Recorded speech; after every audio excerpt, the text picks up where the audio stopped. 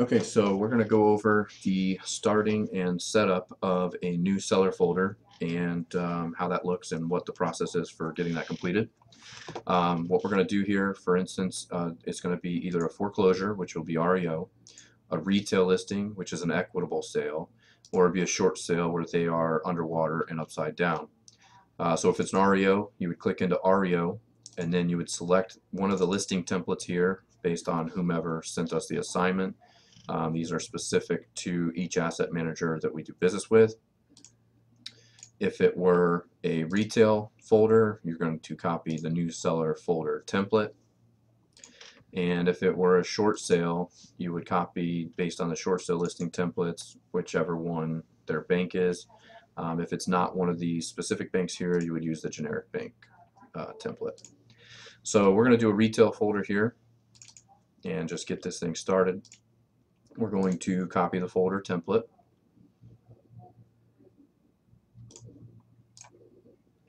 And paste it here, so that's just going to be a copy. And then we're going to rename this folder specific to the format that makes sense for our team. So it's going to be the full address,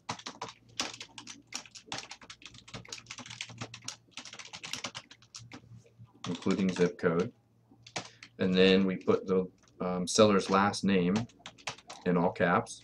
And then any referral person. So if this came to us from Joseph Kipping, for instance, if he referred this to us, we would notate that it's Joseph Kipping's.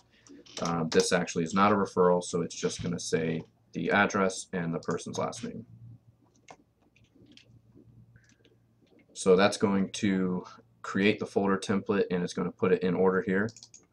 And this is our order of operations. First thing we're going to do is pull county records, any MLS information. Then we're going to complete a broker's price opinion or a CMA to review comps and the data for the marketplace to help the seller. Then we'll get a listing agreement signed, and then we'll get seller's property disclosures done. We'll order photos and aerials. We'll complete an MLS printout, and any changes we make to the MLS we'll save here as well. Once we get contracts and offers, we'll save those here. We'll move one into the closing documents folder when one is agreed upon. Any miscellaneous documents like seller lead sheet or anything like that would be saved here. Final stat compliance, that's where we're going to put everything together that's got to be submitted for us to get paid. And then accounting expenses, signs installed, photos ordered, virtual tour bought, etc. We would save all those expenses there.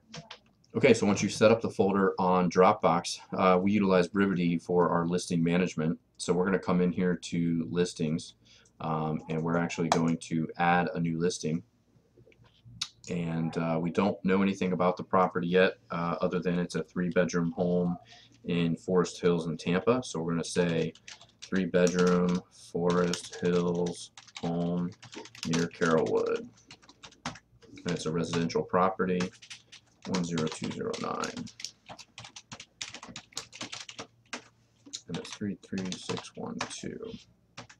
Okay, so right from here, we're going to select the action plan that we're going to put together. So it's going to be a pre-listing because we've not yet received the listing agreement from the seller. And we're going to put in our marketing plan as well so that we can start communicating to our seller the stuff that we're completing for the marketing, because we give them a result in advance guarantee. So we're going to go ahead and create that. Now if we already had photos and stuff of the property, we could actually publish the listing, and yet we're not going to do that just yet. So this is our details page.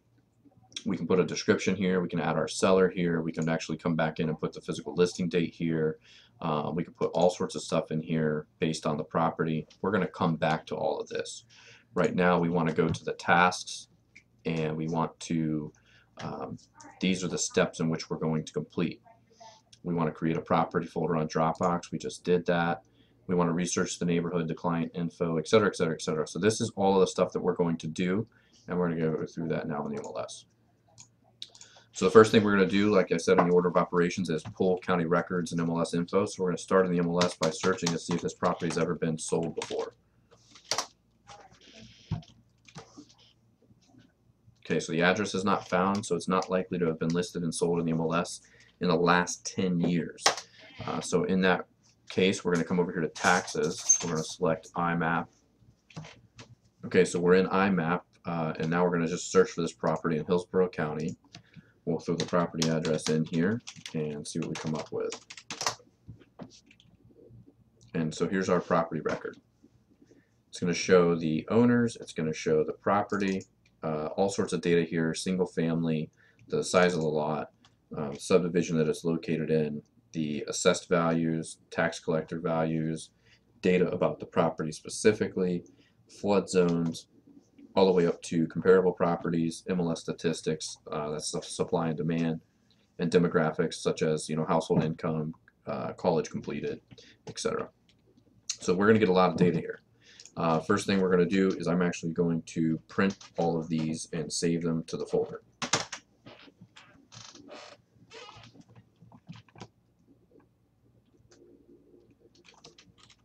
Okay, so now that that's printing, we're going to save it as a PDF. We're going to select where we want to put it. Again, this is just the initial stuff that we're pulling. So we're actually going to put that in folder number 1 on Dropbox here, which is the county records, MLS info, etc.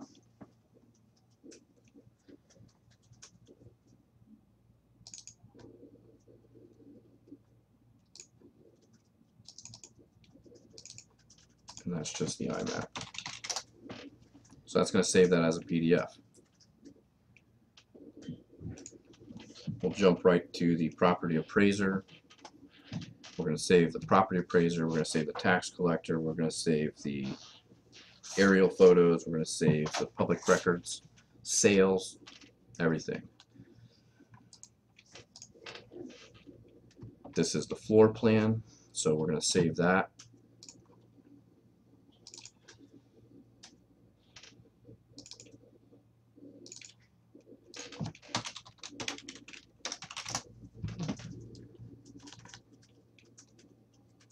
When they have it, this will be an aerial map. We could save that.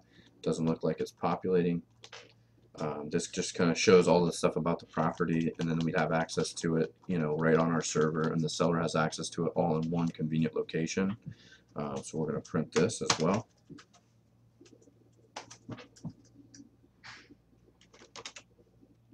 Okay, so we're going to save that as the property appraiser, and just get that saved there.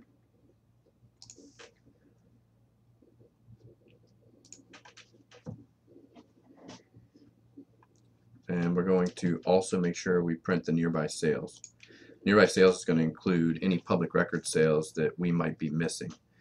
So you've got a 31,000 and a 50,000 dating back to 2012 and 2014. So while there's not a lot of data there, we definitely want to save it and be able to show the seller that we've researched public records in addition to the MLS, just to confirm that any valuation of the property we're doing is accurate and that we're not misguiding them or misleading them in some direction. So because that's comparables that have sold, we want to save that as public record comps. And then we're done with the property appraiser. We'll jump over to the tax collector with a little blue link here. And here we're going to check to make sure that the taxes are paid, there's no delinquents, and as you can see here, they all are paid, there's no delinquents, there's not a tax certificate sale. All of that stuff will come into play as a different method of consultation with the seller. And we're going to, of course, save this as taxes, and because they are paid, we're going to label them taxes paid. That way, at a high level, the team, anybody from the team can look in here. They don't have to actually open the PDF. They can actually just identify that they were paid just by looking. Now remember, we did change our location, so we got to save this back in the county records. So we're done with the taxes there. A couple additional spots we're going to use here on the IMAP is we're going to run the IMAP comps so that we can see the sales nearby. And this is going to give us a range of sales. So you can see it says between 29 and 88 with a target number somewhere between 49 and 54 basically. You can manipulate these stats a little bit if you wanted to change this. You could do within half a mile, you could do within 6 months, etc. But when it's got a lot of data here, I like to make sure that we use that. If there's only a couple of comps, maybe 1 or 2, I would extend those searches and get a little bit more data to provide to the seller. Again, this is actually a comparable, so we're not going to save that in county records. We're going to save that in the comparables folder. And that's going to be IMAP comps. So now we've pulled two specific sets of comparables, as well as we're going to pull the supply and demand here. Supply and demand is going to tell us how many homes are available versus what the demand is in buying. As you can see, the red line shows that the inventory was a lot higher and the demand was a lot lower through the beginning of the year. Now those are starting to cross paths. So that's a good sign. That's an indicator that we might be able to have a seller's market at some point shortly. And again, this is about the comparables and about the market. So we are going to save that in the comparables folder, and we're just going to label that supply and demand. So that's a third spot that we've reviewed the market to provide the seller with data about their property and the value and what we can ask for their home and what the market will bear. One other thing we'd like to pull is these demographics here. We want to know if it's an owner-occupant intense location or if it's a tenant intense location, because those will factor into buyers' decisions. And we're just going to change that, and it saves over here in the county records as demographics. Once we've completed that, that's everything we want to do here from IMAP. The next step would be to actually do the physical comps, and that stuff will actually be completed by the listing agent specialist. So you're pretty much set as far as what you're doing to help the listing agent get ready. You can also go in and pull permit records and stuff like that. But here we can kind of show that we've researched the current market trends, we've researched client's info, we've researched the neighborhood, we've researched the home's history and tax information, and then the rest of these the property code violations, etc. All that can be done by the listing specialist.